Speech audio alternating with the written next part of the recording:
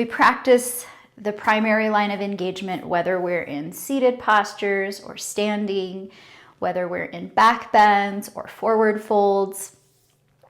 So we're going to start just by talking about the sacrum. The sacrum is the initial. So in a standing posture, when we're standing about feet are about hip distance apart. They can be further apart just so that you feel like you have a stable foundation.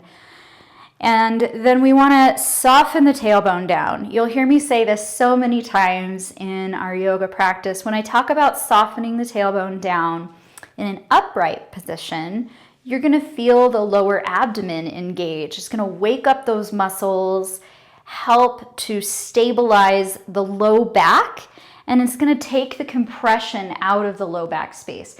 So some of us, like me, have natural sway back. So there's usually more of an arch in the low back, which means more compression in the low back, causing more low back pain. This also allows the glutes to become weak over time, the lower abdomen to become weak over time, and even potentially tight hip flexors. So that simple softening of the tailbone is relieving the low back pressure. It's opening up the hip flexors. It's engaging that lower abdomen. And as you start to come into any kind of fold, you're going to feel the glutes engage and work here. Oftentimes when we come into a forward fold, we just kind of collapse into the fold. We just let everything be loose. But if you're softening the tailbone down, you may not get quite as much length. And that's okay. We're not looking to be able to touch our toes. We're looking to be able to safely stretch out the low back without causing any connective tissue damage. This is especially important for those of us who have hypermobility in our bodies where there's already some sort of connective tissue damage. We need to practice engaging proper muscle groups in a stretch so that we're not stretching connective tissue. We're stretching the actual muscle group. So in a forward fold, you feel the glutes work. When you're in a seated posture, you're still softening the tailbone down. You're going to feel the lower abdomen working. When you're laying down, for example, when you're doing bridge pose, when you first soften the tailbone down, you're going to feel the lower abdomen wake up a little bit. You're going to feel the back flatten against the mat a little bit more. It takes that arch out and it allows that space to close in and have more of the spine resting on the earth. So in bridge pose, when you inhale and you press through the heels and you lift up, keeping the tailbone softened, now you're going to feel the glutes at work. They're going to hold the hips high. This allows the front of the hip space to get a little bit more of a stretch while working the glutes. Always remembering to breathe even when you're holding a pose. Slowly lowering.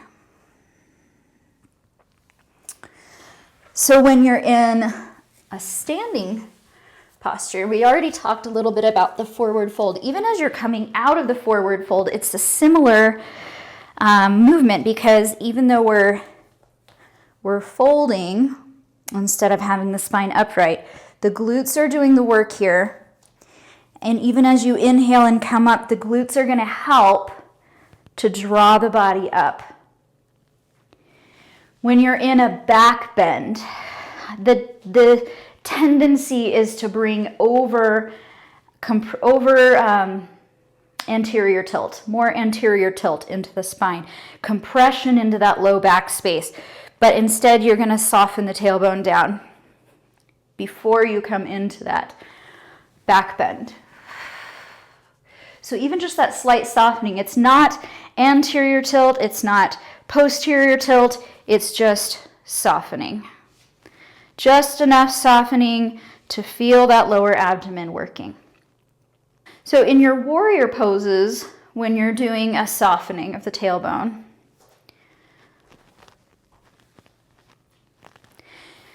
Warrior one, you have one leg forward, one leg back.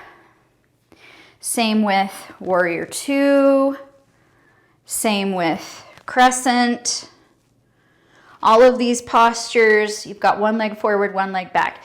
So it's possible that it might be more difficult with the legs spread like this to keep the tailbone softened down. If you're finding that it's difficult to feel that softening and to feel this lower abdomen engaging to remove the compression from the low back, then simply narrow your stance. Whatever it is, whether you're in crescent, warrior one, warrior two, even in a wide-legged stance or horse pose. So any of these, we're still softening the tailbone down, and if that's difficult, you just bring the legs closer together to make sure you can keep the low back softened. So I hope you found this tutorial helpful. Feel free to reach out if you have any additional questions. Maybe you have specific postures you'd like to talk through, and I'm happy to help. See you in the next video.